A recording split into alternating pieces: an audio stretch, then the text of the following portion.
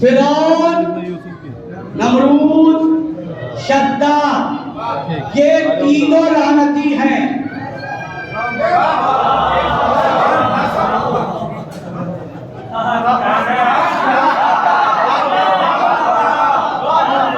भाई कौन सा मुसलमान है जो इनकार कर दे? फिरौन, नमरूद, शद्दाद, ये तीनों लानती है। कोई मुसलमान इनकार नहीं कर सकता, तो हम भी तो यही कह रहे हैं, ये तीनों लानती है।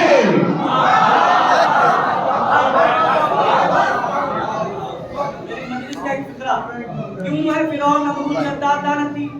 खुदा बनने के लायक न थे, बन बैठे।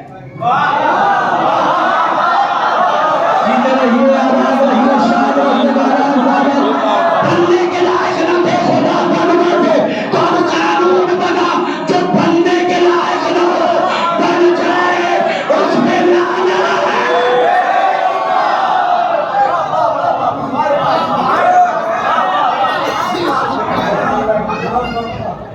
क्या सीरत कौन? आपसे अच्छा तो कोई समझता ही नहीं, और कमाने हमसे ज्यादा कोई समझेगा भी क्या? हम तो मरने के बाद भी सुनते भी हैं, समझते भी हैं।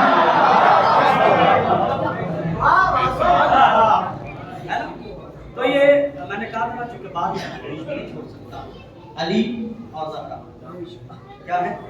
कमालात में बराबर है। जुल्फ़कार का मारा हुआ उसी वक्त तक उस पे लानत हुई, लेकिन जो ज़हरा से टकराया, आज के शब्द में ये बात नहीं पड़ेगा, बहुत कुछ तो कब पड़ेगा। हमारी कौम को कर दिया गया बागे फदक। फदक बाग नहीं है। मैं अपने जवानों की तारीफ करता हूँ, फदक बाग नहीं है। ये तो कुछ सियासत थी, ये गैरों की तरफ से चली। अरे क्या था? फदक में 4 खजूर के पेड़ थे, उसके लिए शहजादी वहां आ गई। मैंने कहा नहीं, बात इसकी नहीं। अगर 4 ही खजूर के पेड़ थे तो बात समझ में तो आई, लुटेरा चाहे 1 रुपए का हो, अगर झूठे रहो साहब, चोर को चोर। अब मैं आपको सामने अर्ज कर रहा हूँ, फदक जो है ये जनाब नूह के एक बेटे थे, हाम साम याफिस। नाम सुना है? ये जनाब नूह के बेटे थे। दुनिया जब तूफान आया, अब तूफान आने के बाद दुनिया दोबारा आबाद हुई, तो हजरत साम के बेटे का नाम था फदक। क्या नाम था? फदक। उनके नाम पर एक शहर आबाद हुआ। फदक बाग नहीं, शहर का नाम। ये सुकूत बता रहा है कि हम तनगोश हैं। आप सुनिए फदक का इलाका कितना बड़ा था। 7वें इमाम से बनी अब्बास के हाकिम ने कहा कि आप अब तक फदक का तस्करा करते हैं, हम आपको वापस कर देंगे, बताइए फदक कितना बड़ा था? मौला ने कहा तेरी हुकूमत का आधा हिस्सा। मैं जिस मरहले पर आया हूँ, अब किताबों के अंबार लगा सकता हूँ, किताब बता रहा हूँ, अगर मिल जाए तो पढ़िएगा। उस किताब का नाम ही फदक है, जिसे मौलाना गुलाम हुसैन नजफी ने लिखा। उस किताब को पाकिस्तान में कायम है, वो किताब छपी भी है। तो इराक और ईरान में सोचिए क्या लिखा होगा। कहते हैं कि फदक के आमदनी ये थी कि कम से कम 100 किलो सालाना सोना था। कितना किलो? मैं इशारा बहुत तेजी से समझेंगे। बीबी गई है, मैं उस पढ़े को भी पढ़ूंगा, लेकिन ये जरा सा दिमाग से साला बात बैठ गई ना, बात नहीं। पता के शहर का नाम है, बीबी गई है, रुकता लिया है, और लेने के बाद जब बीबी ने वहां दलीलें पेश की तो उसने लिख के दे दिया। उसने है ना, वो फिर उससे बड़ा वाला, क्या बात है साहब, ये उर्दू सुनने वाला, उससे बड़ा वाला आ रहा था। उसने देखा और देख के तहरीर को देख के कहा वाय हो उस पर, उसने अपने दोनों हाथ काट लिए, का मतलब का पदक दे दिया। क्यों का? अच्छा, उसकी जुमले हैं ये, किताबों में हवाले आप देख सकते हैं। उसने कहा पदक अगर आपको दे दिया तो हम नाम के हाकिम होंगे, पूरा मदीना आपके टुकड़ों पे पलेगा। मुझे नहीं पता कि कौन कैसे सुन रहा है, पूरा मदीना आपके टुकड़ों पे पलेगा। क्योंकि जब आपके पास पदक है तो हर जरूरतमंद की आप जरूरत को पूरा करेंगे। इसका मतलब पदक बाग नहीं था, तवज्जो क्या था? शहर था। ये सियासत रची गई कि बाग कहा जाए ताकि शिया पदक के लुटेरे को छोटा मुजरिम समझे। पदक है शहर, उस पर तुमने कब्जा कर लिया। जुमला सुनिएगा, लोग कहते हैं कि अली की जब हुकूमत आ गई थी तो अली ने वापस क्यों नहीं लिया? याद रखिएगा, हर काम खुद नहीं किया जाता, कुछ काम औलाद के लिए भी छोड़ा जाता है। मैंने मेरे पास वक्त नहीं है, पदक खुद एक मौजूद है, उसको पढ़ा जाता है। पदक एक शहर, उसे लूट लिया। ये मजलिस का एक अजीब सी कैफियत का आखिरी मसला है और मैं जिस मतलब बताया हूं आपको। पदक लूटा गया, कब्जा किया गया और लूटने वाले ने हदीस गढ़ी कि हम गिरोहे अंबिया किसी को वारिस, बोलिएगा, वारिस नहीं बनाते। मैं एक इशारा करूंगा, मजमा समझा तो सुभान अल्लाह, नहीं समझा तो बाद में तफसील हो सकती है। ठीक है, बाप की मिल्कियत पर जब बेटी का कब्जा नहीं तो शौहर की मिल्कियत पर सौजा का कब्जा कैसे?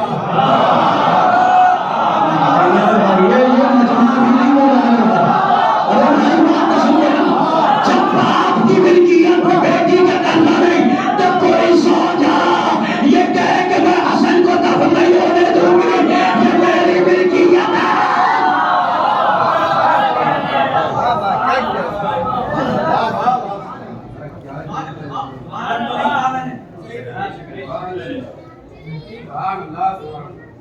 फिर दूसरा मरला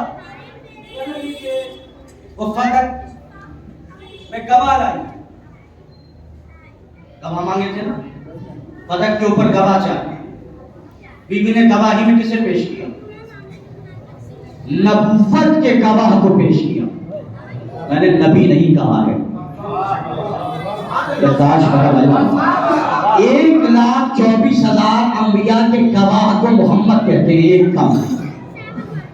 मोहम्मद अपने मातब, आप परेशान ना हो, ये आवाज नहीं है, ये भी बता रही है कि ज़हरा के तस्करे पे हम भी चुप नहीं रह सकते। अरे जुमला सुनिए, ये आवाज सुन के आप डरे तो नहीं, करते भी कैसे? हम उसके मानने वाले हैं जिस बीबी ने खाने काबा में डर बनता हुआ देखा, डरी नहीं है।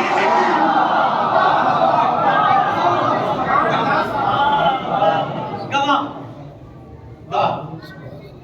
पहला गवाह नबुवत का गवाह अली, दूसरे गवाह जन्नत के जवानों के सरदार, ज़हरा की तरफ से गवाह अली, हसनैन।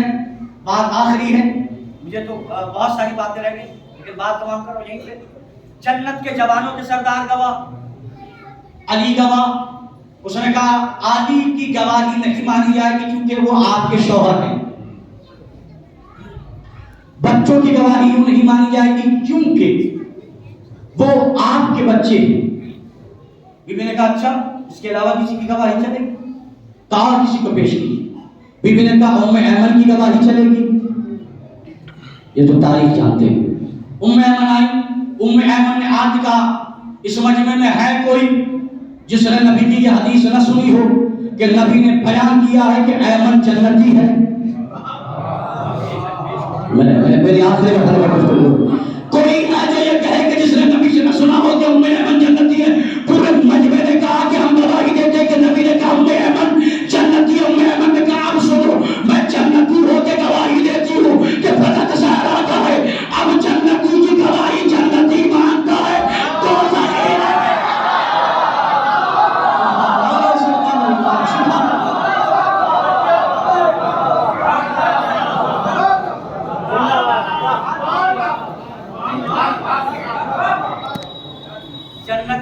जन्नतियों की गवाही कौन मानता है? बस हो गए, अब तो मसाल मेमन की गवाही नहीं जानते जो मेमन कौन? जो मेमन शहजादी की बहुत बड़ी खातून। जब मैं बापे मसाज से फिक्रा बताता से पढ़ रहा हूँ, बाप मसाज में दाखिल हो ही चुका हूँ। एक बात और कहती हूँ, क्योंकि अभी ताबूत बना तो बहुत सारे लोगों के जवाब में ये बात है कि ताबूत मर्दों में क्यों आ रहा है। ये ताबूत मालिका का नौकरों में आ रहा है। इसमें आ रहा नौकरों में।